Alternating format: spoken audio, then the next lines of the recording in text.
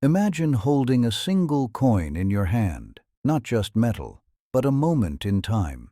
This coin once passed through the hands of people who had just lived through war, loss, and uncertainty. People who were trying to believe that the future could still be better than the past.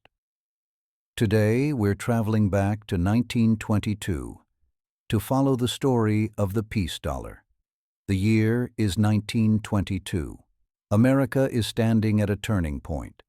World War I has ended. Millions of lives were lost. An entire generation was changed. And after years of conflict, sacrifice, and fear, the country is searching for something it desperately needs: peace. Not just the absence of war, but the promise of stability, hope, and renewal. That promise was struck into silver. The peace dollar was created as a symbol. Unlike earlier coins that celebrated power or authority, this one was different. Lady Liberty appears calm, determined, and forward-looking. An eagle rests peacefully, no arrows, no aggression. The message was clear. This was not a coin of conquest. It was a coin of recovery. In 1922, these coins were minted in 3 places: Philadelphia, Denver, and San Francisco. Each mint was busy, humming with activity, as workers struck millions of these silver dollars. The country was rebuilding its confidence. Factories were expanding, cities were growing. And this coin began its journey into everyday life. So let's do what Coin Traveler does best. Let's step inside that world. Imagine walking into a small grocery store in 1922. Wooden shelves, glass jars, handwritten price signs. With one peace dollar, you could buy several loaves of bread, milk, fresh produce, even meat. Food for a family wasn't a luxury. It was achievable. This coin represented security. Now let's step into a restaurant. White tablecloths, waiters in pressed shirts, the low hum of conversation. That same dollar could buy you a full meal: soup, bread, a main dish. And if you walked into a bar afterward, a beer or a whiskey cost just a few cents.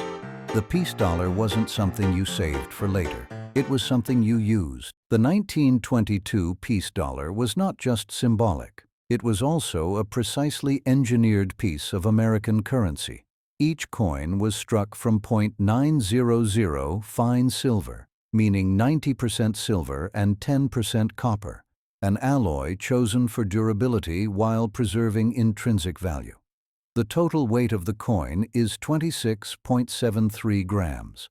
Of that, 24.06 grams, or 0.77344 troy ounces, is pure silver. This was not a token. It was real money backed by real metal. The year 1922 was the first full production year of the peace dollar, and it remains the highest mint year in the series. In total, over 84 million peace dollars were struck in 1922 alone. In 1922, the President of the United States was Warren G. Harding. He promised a return to normalcy after World War I, pushing for lower taxes and limited government. Behind the scenes, corruption scandals were quietly forming, scandals that would later define his presidency. In 1922, America was still adjusting to a new reality. Women were no longer expected to stay quiet in the background. Just 2 years earlier, the 19th Amendment had been ratified, guaranteeing women the right to vote. But cultural change doesn't stop at the ballot box. By the early 1920s, you could see shifts in public life. Women more present in work, entertainment, city streets, and social spaces. Even style became a kind of signal. Shorter hairstyles like the bob, and the clean, close-fitting plush hats that became popular right around this time. And that's part of what makes this year feel alive. Because the future isn't just political, it's personal, visible, and unfolding in public. In 1922, there's a strange contradiction in American life. The law said alcohol was banned, but demand didn't disappear, so the market simply went underground. The result was a new kind of nightlife: hidden doors, coded invitations, backroom bars, speakeasies that operated because the public still wanted what the law tried to erase. And here's the other side. When a product is illegal but popular, money concentrates fast. Organized crime groups grew powerful because they could supply alcohol, protect distribution, and profit from the chaos. Even the federal government's own records show how difficult prohibition was to enforce and how it fueled a more violent, rebellious environment. So if you're imagining 1922, don't picture a quiet, orderly decade. Picture a country with rules on paper and a very different reality after dark.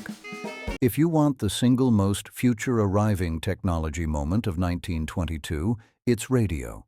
In 1922, the United States began making radio licenses available to broadcasters, and suddenly hundreds of stations appeared.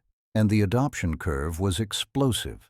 From 1922 to 1923, the number of radio sets in America jumped from about 60,000 to 1.5 million. Think about that. In 1 year, a new device moves from niche hobby to living room normal. And what did that change? For the first time, families could gather at night and hear the outside world arrive in real time. News, music, voices, events, without waiting for tomorrow's paper. It was a new national nervous system. So when you imagine the peace dollar in 1922, don't imagine a silent America. Imagine a country beginning to hear itself. By 1922, baseball was trying to rebuild trust. The sport had been shaken by the Black Sox scandal, and the fear that America's pastime could be bought, fixed, and quietly sold. That's why the commissioner mattered. Kennesaw Mountain Landis was brought in with sweeping authority, and in his first major act as commissioner, he banned 8 White Sox players for life for their involvement with the scandal. The message wasn't subtle. Baseball was going to survive by making an example, and by the early 1920s, this became part of the sport's identity, not just entertainment, but a promise to the public. This game is clean. It's a fascinating parallel with money, too, because just like baseball, currency only works if people trust it. And in 1922, trust, whether in a game or a coin, was something America was fighting to protect. In 1922, $1 held real weight. Adjusted for inflation today, that same dollar would be worth roughly $18 to $20. But here's where the story becomes even more interesting. Because today, that same peace dollar often isn't spent at all. It's preserved, collected, studied. Depending on condition, a 1922 peace dollar today might be worth $30, $50, sometimes far more. Not because silver alone increased in value, but because meaning did. This coin survived the Great Depression, World War II, economic booms and collapses, the rise of credit cards, digital money, and cashless payments. It outlived the world that created it. And when you hold one today, something feels different. It's heavier than modern coins, colder, more solid. It reminds you that money once meant something physical, something earned, something trusted, something tied directly to daily life. The peace dollar didn't just move through pockets. It moved through moments, through hope after war, through rebuilding, through uncertainty. And that's why it still matters. Not because it's rare, not because it's valuable, but because it carries a story of a nation trying to believe again. Every coin is a traveler. Some travel only briefly, others travel for generations. The 1922 peace dollar crossed a century, carrying the idea that peace was not just possible, but worth protecting. And now, that journey has reached you. A piece of silver, a piece of history, a reminder that even after chaos, people still choose hope. This has been Coin Traveler. Next time we'll visit another coin, another moment, and another forgotten story hidden in plain sight. Until then, pay attention to what you hold in your hand, because sometimes the smallest objects carry the longest journeys.